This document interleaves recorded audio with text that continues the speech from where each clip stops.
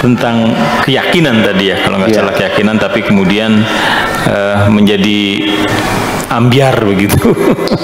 Iya, terjebak. Mulai rapuh keyakinan itu, agama mulai rapuh. Kan tidak masuk akal, karena agama itu kata kuncinya, passwordnya, agama itu untuk mempersatukan kok. Ketika mereka terjadi perang saudara dan sebagainya, turun Nabi lagi, dipersatukan lagi, kan begitu. Lah kenapa sekarang malah justru gara-gara agama kita menjadi perang? Gimana salahnya? Ya itu dari awal sudah menjadi rapuh karena terjebak. Agamanya itu lebih mengutamakan ibadah-ibadah sifatnya ritual, seremoni-seremoni, sehari-hari gotong-gotong kembang, ya bawa sajadah, bawa tasbih, ya mondar-mandir ke masjid, ya naik haji setiap tahun, tapi anak yatim di sebelah rumahnya tidak sekolah, nggak pernah ditanya kok. Ya dia bangga, tiap tahun naik haji, udah 10 kali masih naik haji lagi. Di belakang rumahnya orang jompo sampai nggak makan, nggak ketahuan mati. Bener gitu agama tuh. Jadi ya selama ini bahwa pesan langit itu dengan agama yang kita yakini itu adalah ibadah sosial yang dapat penekanan, itu ibadah sosial. Jadi ritual itu menjadi kebohongan saja. Ara'aital ladzi yukadzibu biddin. Tahukah engkau orang yang pendusta, ya agama para pendusta agama.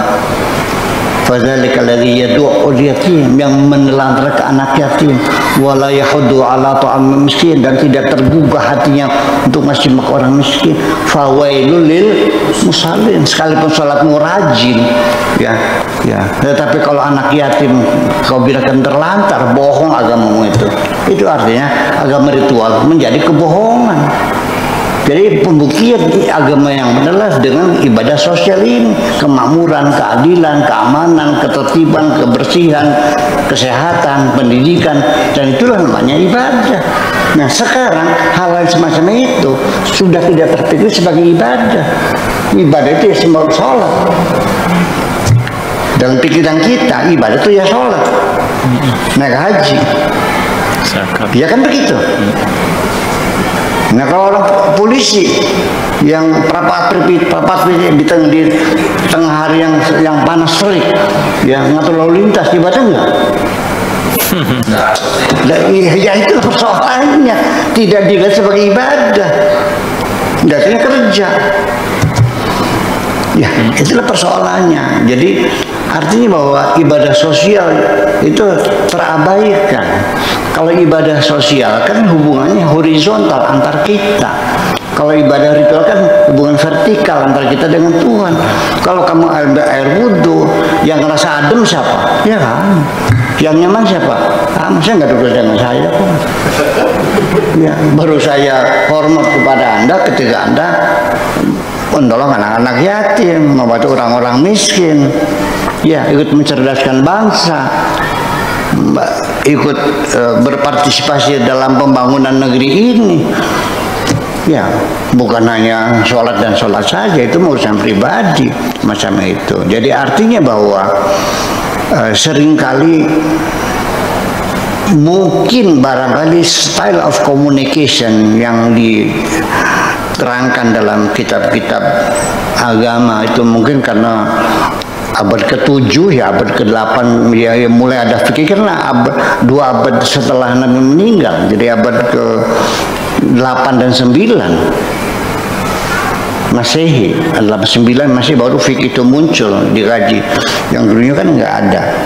Ya, ternyata ya yang kalau kita lihat kitab fikih 6 jilid fikih Madzhabul Arba'ah itu hampir seperempatnya atau separuhnya dihabiskan bab sholat. Ya silakan buka, hampir begitu bab sholat, rinci sekali. Bab masalah kriminal, kejahatan, hukum pidana, sambil lalu aja, tidak mendetail. Kenapa? Ya karena dikiranya bahwa sholat adalah imaduddin, yang agama. Jadi terlalu dibesar-besarkan sekali sehingga sholat adalah segala-galanya. Faman aqamaha faqad aqamaddin. Barang siapa mendirikan sholat berarti mendirikan agama. Wa man tarakaha faqad haddamaddin. Dan yang mendirikan sholat sama dengan menghancurkan agama. Inna awwala ma yuhasabu bil mar'u yaumil qiyamati as-sholat. Nanti di hari akhir yang pertama-tama dihisab adalah sholat kamu. Seolah-olah segala-galanya sehingga semuanya minggir. Itu kan macam itu. Sehingga ada satu pertanyaan. Seorang bupati, seorang gubernur, bagaimana ini istrinya mengeluh, makanya ini suami saya ini sholatnya semakin nggak karuan sejak jadi pejabat. Ya, kalau hanya tambal sulam gimana, Bu? Ya jangan sampai ditinggal. Ya karena suami ibu seorang pemimpin yang sangat sibuk sekali. Masa lagi kedatangan Presiden Amerika lalu pas maghrib ditinggal sholat dulu? Ngaco kamu. Masa sedang acara yang resmi, ya meresmikan pendidikan, kesehatan, apa masalah COVID-19 dan sebagainya, ya masa ditinggal dulu? Ini sangat penting sekali. Nanti saya sholat dulu. Ya kan bisa dijamak. Jadi dikiranya sholat jamaah tuh hanya musafir aja gitu. Kalau kesibukan pejabat nggak boleh dijamak. Lah. Kemudian pilot juga nggak sholat lagi gitu. Nah inilah karena gara-gara semacam itu sehingga mungkin saja ada orang merasakan bahwa ibadah sholat ini sangat mengganggu aktivitas di dunia. Salah siapa itu? Ya iya kan semacam itu. Sampai saya ada seorang teman saja yang nggak sholat sudah sekian tahun lamanya karena dia jadi supir taksi, jadi supir bus BPD di Jakarta, nggak sholat. Nggak tahu, katanya sih ada 5 tahun 6 tahun nggak sholat. Ya Allah, kamu kan pinter ngaji dulunya, kalau bisa sholat. Ya terus gimana mau sholatnya? Masa diparkir busnya? Trayeknya itu Tanjung Priok, apa nih? Lurus tuh, bukan Ramangun. Ya bukan Cililitan, ya Cililitan. Ya kan, ya bagaimana sholatnya? Masa asar berhenti? Ya dijamakan bisa. Ya, gimana caranya? Ya sekarang kamu jam berapa mulai aplusannya? Ya saya mulai jam 2 sampai jam 10 malam. Ya sudah, sekarang sebelum kamu masuk ke depot, ya sholat duhur dulu, lalu asarnya dijamak takdim. Terus ambil bus, silakan kamu.